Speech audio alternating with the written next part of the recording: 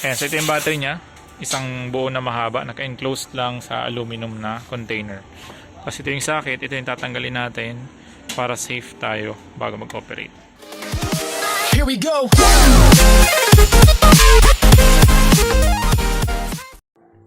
Electric scooter naman yung ayusin natin for today. So ito po ay Xiaomi e-scooter. Ayaw niyang power on, so tingnan natin kung kaya nating ayusin.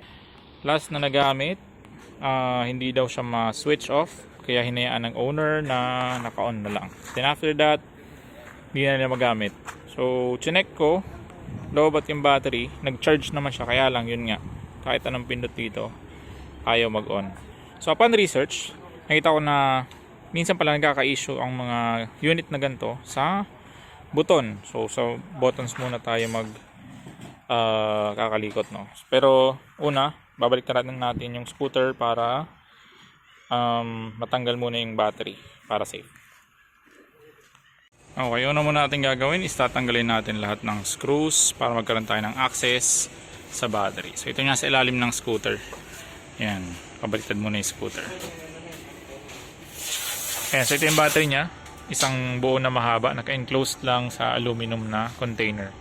Kasi ito yung socket, ito yung tatanggalin natin para safe tayo bago mag-operate. Yan. So yan, makita nyo sobrang daming screws na tinanggal dito sa ibabaw. Well anyway, Xiaomi kasi yan eh. Okay, so sunod natin gagawin is kailangan natin tanggalin tong casing. So wala naman siyang screw. Okay, ang gagawin lang natin is ipapry natin. Dahan-dahan. Ayan.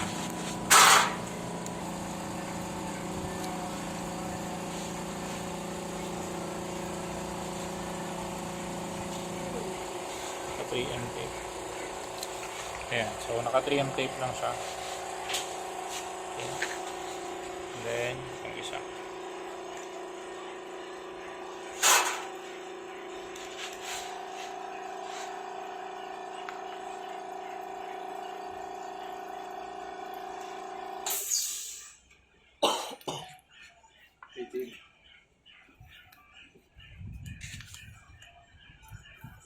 Ayan.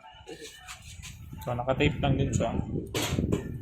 Dahil lang natin tanggal. Dahan-dahan. And ayan, re-reveal na yung switch. So makita nyo, kaya hindi gumagana yung kanyang power button kasi merong mga corrosion sa mismong board. Okay, so yun yung lilinisin natin. Gagamit tayo dyan ng contact cleaner.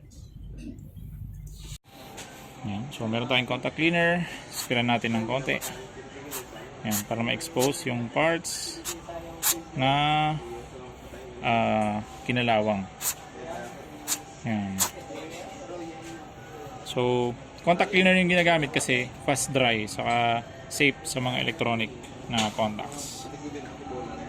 Okay, so makita natin dito sa ilalim kasi tinanggal namin yung screws dito sa taas na tatlo.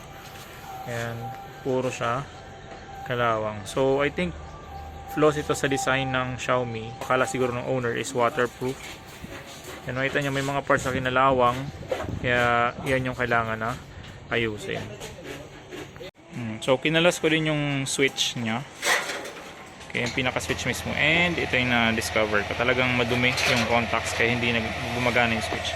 Meron niyang maliit na plate dito. Asan na yun? Ito. Ito yung switch na nakakabit yan. Yan. Tapos itong plate madumi na siya. Yan. So hindi ko mabaliktad. Madumi na ilalim niyan.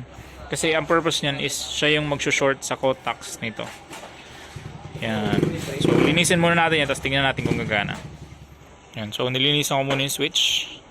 At binalik ko. So try muna natin kung gagana na siya.